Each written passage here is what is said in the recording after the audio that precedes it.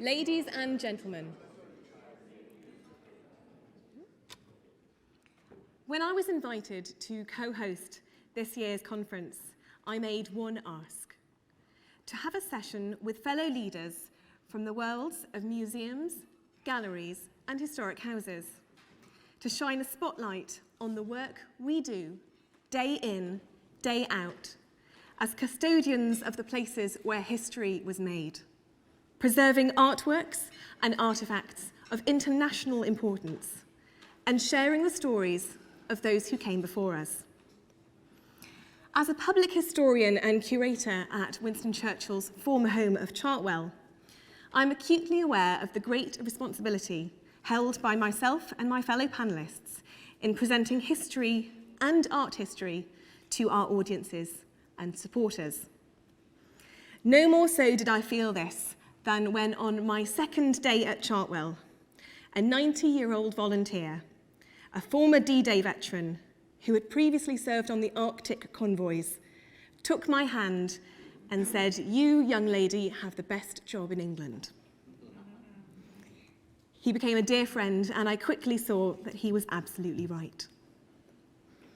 I'll be joined today by fellow leaders in the culture sector, and our 4 sites combined typically welcome just under 1 million visitors every year, COVID notwithstanding. Who better then to discuss the topic of presenting history and the past, present, and future of Churchill exhibitions? I'd like to welcome to the stage Dr. Xavier Bray, Kate Ballenger, and joining us virtually, Dr. Rob Havers. Thank you.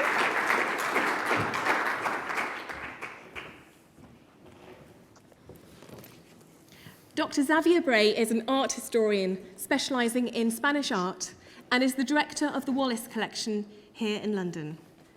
He has also held curatorial roles at the National Gallery, the Bilbao Museum of Fine Arts, and the Dulwich Picture Gallery.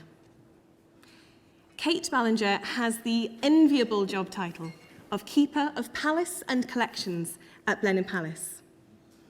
She's been at Blenheim since 2006, when she relocated from Australia, and in that time has curated a number of blockbuster exhibitions, most recently the hugely successful Churchill at Blenheim.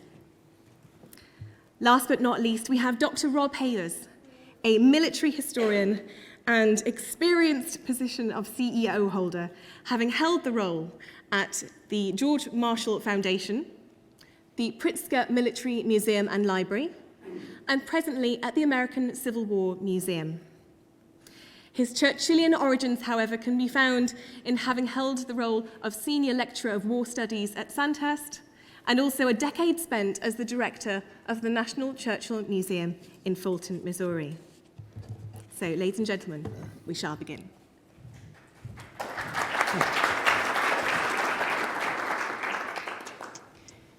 Xavier, I'd like to start with you, because I think one thing that's really interesting when considering the Churchills and exhibitions is their own experience of exhibitions and their involvement in them during their lifetime. And I wonder if you might be happy to shine a light on how the Wallace Collection fits into that.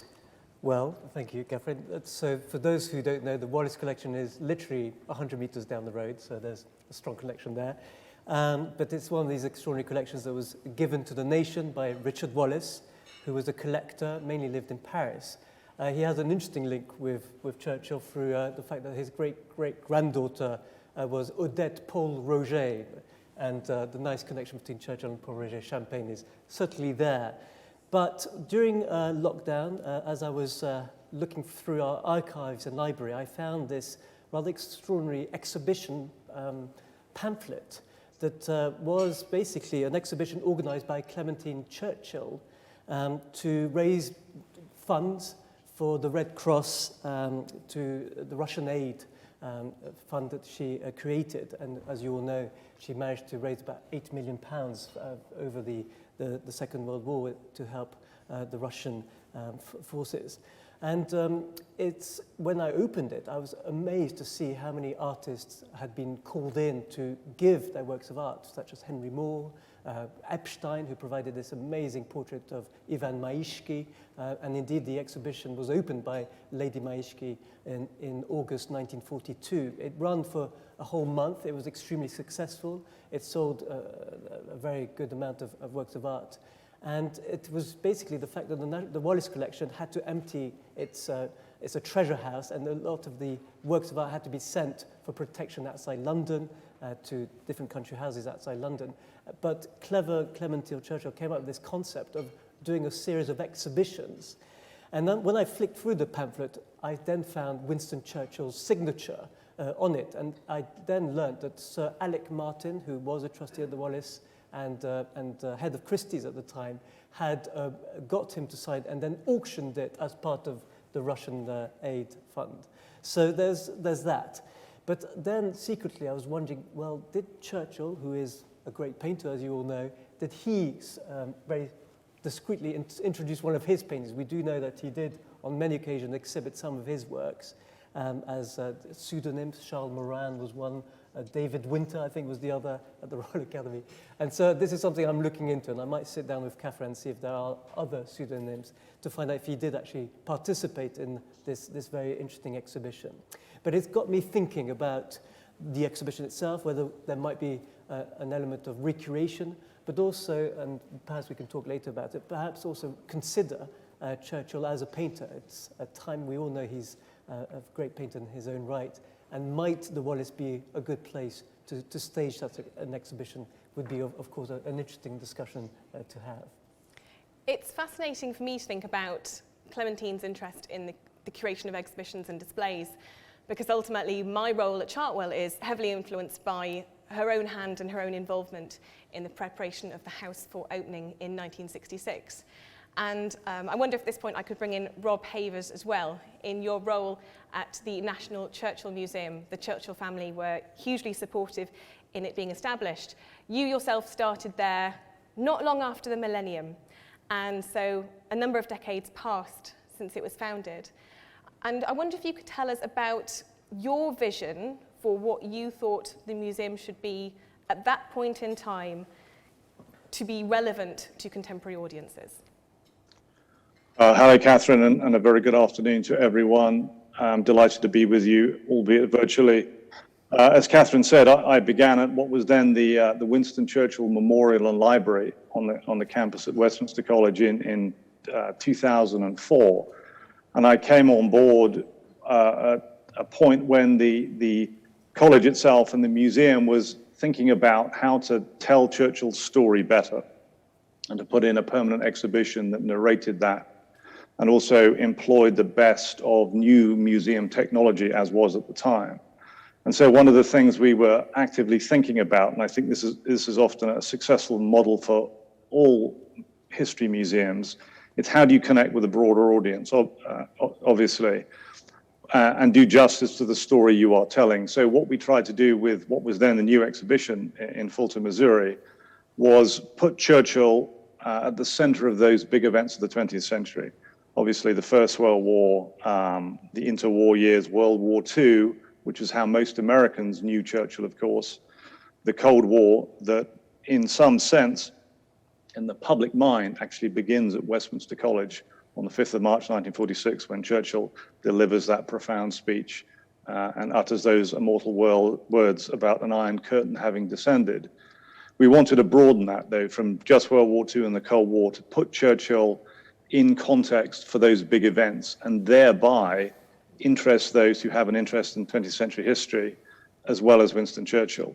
And at the time, this was 2004, 2005, the United States, of course, and Britain and many other allies was deep in the fighting in Afghanistan, but also Iraq. And we found there was some traction by providing more of a detailed exposition of Churchill as colonial secretary and indicating his role in the creation of what becomes the contemporary, the modern state of Iraq.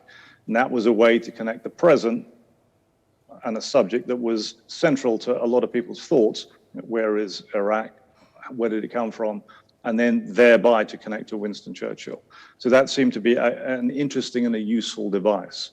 And had that exhibition not gone in when it did, that component or that part of Churchill's career may have been less prominent, but it certainly proved to be very successful 15 years ago. So Rob, out of interest, what was the response from your visitors and your supporters to creating a much broader narrative around Sir Winston Churchill's life? It was overwhelmingly positive. The previous exhibition was very good, but very much of its time, and that had dated and was largely unchanged from the 1970s. And it really did focus on the fact of Churchill as war leader in World War II, and the fact of Churchill's visit in 1946, which all makes perfect sense. But we intended to tie the story that was told in the museum to broader educational standards about geography and history and English. And Churchill, being such a fascinating, multifaceted character, was a great opportunity with that. So Churchill, the writer, had significant prominence. Churchill, the artist, also had significant prominence. And at the time, we had 3 original Churchill paintings, I believe. Westminster College and the National, as is now, the National Churchill Museum, was added to that store.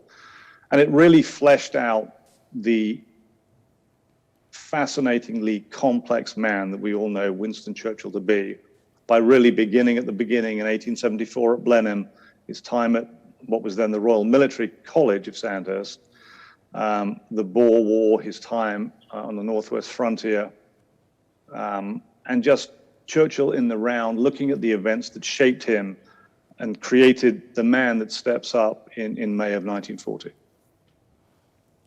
So having considered an exhibition in the past with the Churchill's own involvement, the creation of relevant and contemporary displays in the early 21st century, I'd like to go to you, Kate, at this point, because you and your team at Blenheim have created the most brilliant display. I have to send my huge congratulations to you and all your team. To anyone who hasn't had the chance to go to Blenheim recently, the new Churchill at Blenheim display is so creatively done and so engaging. And I wonder if you might be able to share how it was that you and your team made the decision to make that display and how it came to be in the look and feel it has. Okay, thank you, Katherine. Obviously, being the birthplace of Churchill and his ancestral home, we've always felt an obligation to share that history with as many people as possible. It's from surveys that we've done in the past, 22% of our domestic visitors cite Churchill as their reason for visiting, and we believe those numbers are higher in the international market. And we wanted to broaden that and increase engagement with family and younger audiences and education groups.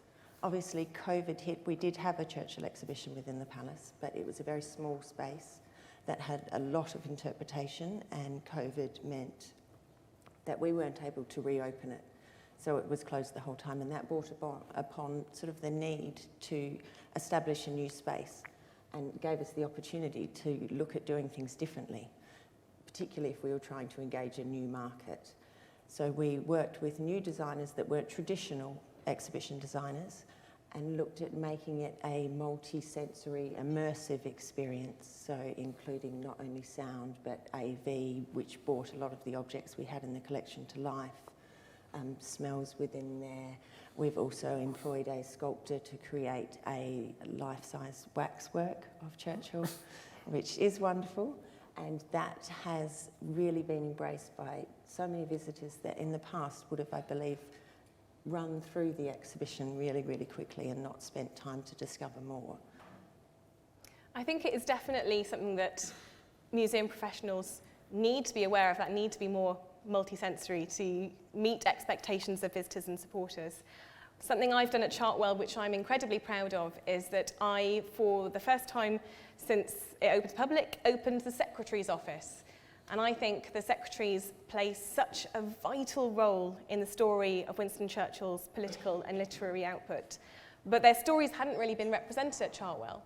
So not only have I recreated the look and feel of the room as it was, but we have interviewed a number of surviving secretaries, and the way we've done it is we have telephones that you can pick up and dial different numbers and hear their recollections of life in that room.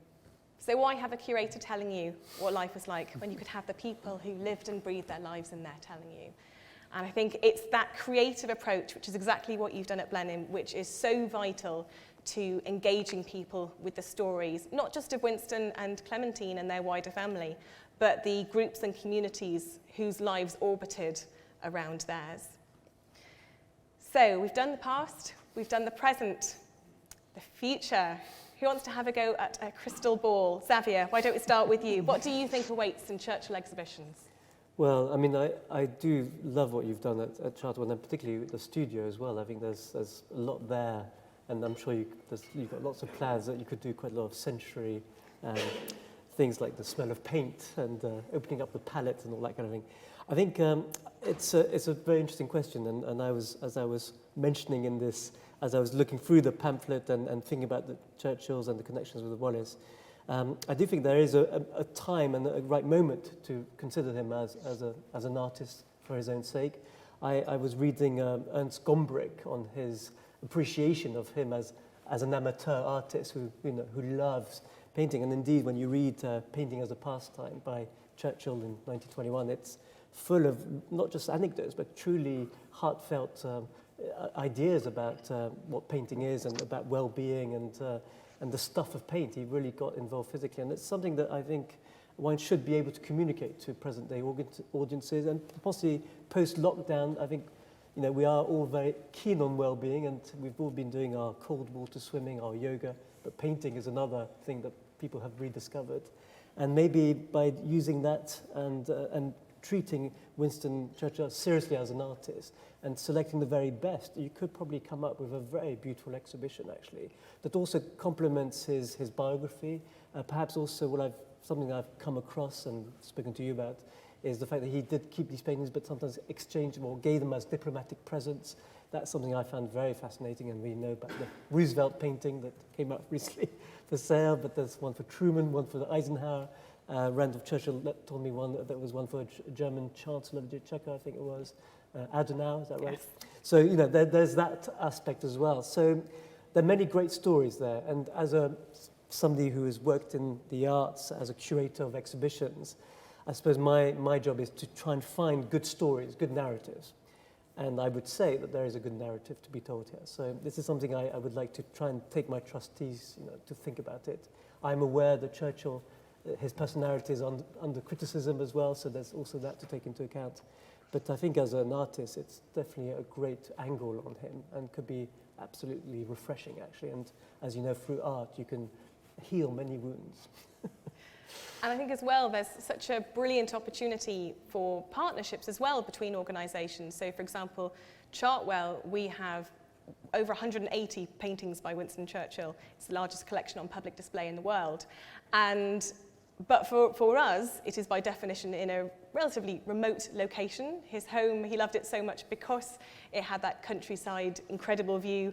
But wouldn't it be lovely to be able to share those with audiences who might not be able to make it to Chartwell? So there's opportunities to all work together as well and enhance the stories across the board. I wonder, Rob, if I could put you in the hot seat by any chance. So you are, the Civil War has lured you away from the Churchill world, sadly, but in terms of your wider museological perspective, what do you think awaits for Churchill exhibitions and Churchill displays? Well, I think that, and Xavier made an interesting comment. He said Churchill's character is under question 2 minutes ago. I'm not sure it's his character so much as being judged contemporaneously by the standards of today that is under threat. And new technology, I think, provides an opportunity, as it always does, to help people understand the nuances of the time in which Churchill lived and acted. I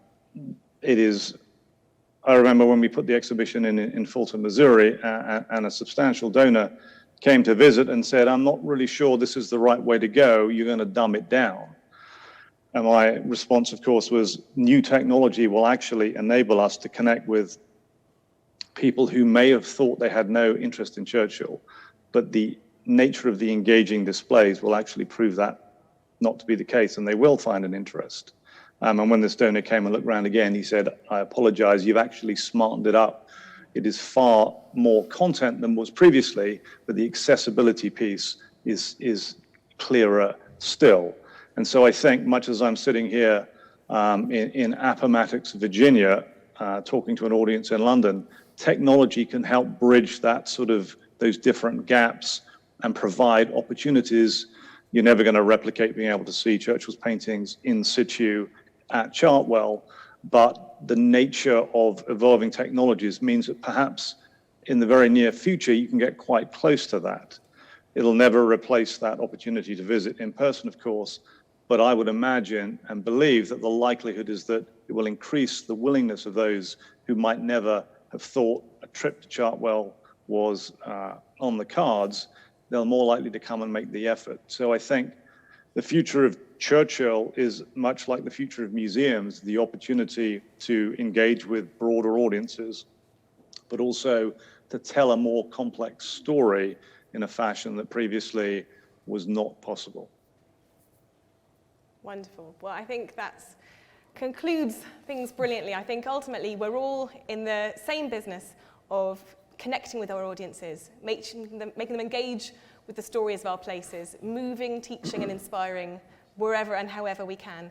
And I think I would say watch this space for what awaits in Churchill exhibitions. It's a really exciting time to be doing what we do. So do be sure to visit the Wallace Collection and also Blenheim Palace. And why not to the American Civil War Museum if you happen to be in Virginia. And Chartwell. And Chartwell, yes. I have to do a plug for my own as well, of course. Thank you so much, everyone.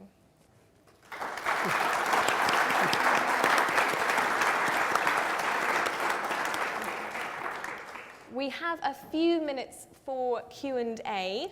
So does anyone have any questions for myself or any of the panelists? Yes. Ooh, if you could make the microphone, that'd be wonderful. Thank you. My question is for Kate. There is now a Churchill garden adjacent to the Temple of Diana at Blenheim Palace, and I wonder if you could tell us about that as another aspect of the Churchill presentation at Blenheim. Yes, so we established, it was nearly 3, maybe slightly longer years ago, a memorial garden for Churchill just beside the Temple of Diana, where he proposed to his wife. And we thought that that was the perfect location for it. So it is a beautiful trail that wanders through the garden and gives you all the significant dates in his life. So many of our visitors will perhaps not come into the palace and will only visit the gardens, and that gives them an opportunity to learn more about Churchill while they're strolling around the beautiful landscape as well. It's just a different way to engage different people.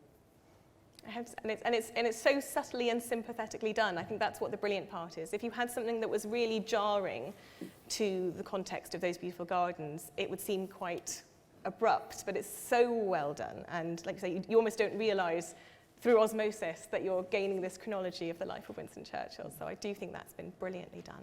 Thank you. Any other questions at all? Justin. Hey, this question's for Rob. When you first came to the United States and were working at Westminster College, being a Brit, what surprised you when you were trying to broaden your audience, like you talked about, and diversify your audience and bringing Churchill to them? What surprised you being a Brit and working in an American audience? Justin, I think what surprised me was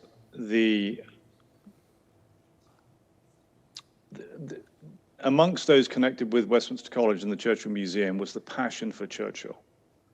And it became apparent too that Churchill was more respected and more widely known than I'd imagined, and beyond the Westminster constituency and the constituency of what became the National Churchill Museum. Also, however, that, and this in part informed some of the decisions about that permanent exhibition that we put in, most of that admiration in the popular mind was Churchill in World War II, of course, of necessity, and a little bit about Churchill, the Cold War leader, but World War II was the centerpiece, of course. What we had hoped to do, and what I think we did, was indicate that individual who steps up, as I said, on May 10th, 1940, to become the voice and the inspiration of resistance to Nazi Germany, that individual came from somewhere, and he was the sum of successes and failures that ran all the way back to the end of the 19th century. And Churchill's fingerprints, to a greater or lesser extent, were apparent on so many of the large events of the first half of the 20th century. And so telling that story to Americans who are receptive to knowing more of Churchill, to understand how he became Churchill, for want of a better term, was both very rewarding, but that was the piece. Churchill was known, but the fuller story had yet to be told, I think. Thank you very much, Rob. Another question. I wonder what the panelists would say about the phenomenal escalation in the value of Churchill paintings in the last couple of years, to the point where he's probably the most highly valued non-professional artist perhaps ever. And if you have any thoughts about what that says about Churchill, what that says about the contemporary art world, or both of those things. Xavier, I think maybe you start with that one. No, it's a really interesting question, and it's not what's spurring me on to think about an exhibition. I don't like to attach values to paintings, but it is extraordinary to see these works of art being sold for big amounts. I mean, it has to be said that the ones that really reach high amounts have got a fantastic biography. They've either belonged to somebody very important, or they've recent discoveries, and they're some of his very best. So there's definitely, in terms of quality, it makes sense that the price attached to them is so high. What I think is interesting, and you know, you get the art purists who will say, well, this is an amateur painter. Why are the prices so inflated? And is it to do with the fact that it's Churchill rather than the work of art? And is it to do with memorabilia, the idea of collecting cigar boxes? And is it to be categorized there? I don't think so. I think it's a truth of, there's something about his works of art that are very instinctive, and the ones I particularly love are the ones that he left alone. He didn't overpaint. And I think there's something, the creative side of Churchill coming out. We all know his great speeches, his writings, but to see it visualized is such a great way to not only document him as a person, the places he visited, but also there's incredibly vibrant colors. And if I did have £10 million, I would probably bid a big price for, you know, Cap d'Aille, a view of Cap d'Aille, let's say, because they are incredibly pleasing pictures, and pictures you can live with. They're not just investments, I would say. So I haven't spoken to anybody who's actually acquired one yet on that scale, but I look forward to understanding why they bought it. I don't know if, Katherine, you've had contact. I haven't bought one, no. But contact with a high-end collector such as the most recent ones. Well, do you know, I was going to say, actually, I think beyond value, what's really interesting about Churchill's paintings is that they are a visual form of diary. That's the way I often introduce them to people at Chartwell. Because at Chartwell, particularly in the studio, it can become almost like white noise, because there's so many.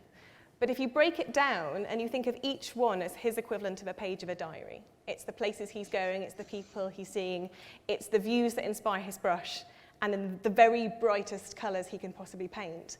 And then you get not only an insight into the goings-on of his life, but his mindset and how much he needed painting and what those colours and the time spent painting brought into his life. I think that is a huge part of the story of Churchill as an artist as well. So I think that there's possibly a greater awareness of that is adding to interest. So, Kate, do you have any thoughts at all? Obviously, from our point of view, a lot of the paintings in our collection have increased in value, and that, from an insurance point of view, that's always an issue because it does make our insurers nervous. But we obviously at Blenheim feel very fortunate to have some of his paintings, and have had the generosity of a number of members of the family lend us some as well.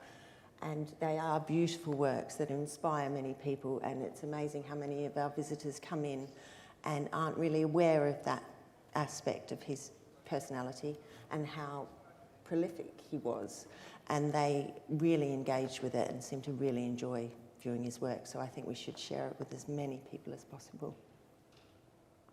I think we have one more question. Yes. This question is from Eugene online. He says, how might Chartwell and Blenheim collaborate more closely to make the whole experience greater than the sum of the Churchill-Marlborough parts? Not to put you on, on. That's a really good question. And in fact, we're hoping to having a meeting in a couple of weeks' Yes. time, aren't we? In fact, we were meant to have one the other week, and we had to postpone, sadly. So there's an element of watch this space. But I think you're absolutely right that organisations that tell the stories of Winston Churchill's life can only be strengthened by working together. And so that's certainly something that I definitely want to do. And, it's not a zero-sum game. Each organisation brings something different to the story of Winston Churchill. So Blenheim, of course, you have birthplace, you have proposal to Clementine, you have where he was laid to rest, those, these really major milestones and moments in his life, whereas Chartwell, you get the everyday, you get 40 years worth of it being his beloved home and his family life. So I think that, yes, we can only strengthen each other as organisations by working together. I agree. There you go, you've got it on the record. So I think with that, we're going to wrap up the questions. Thank you so much, everyone, for listening. It's been an absolute pleasure to speak to Rob and Xavier and Kate. And once again, if you could join me in thanking our panelists again.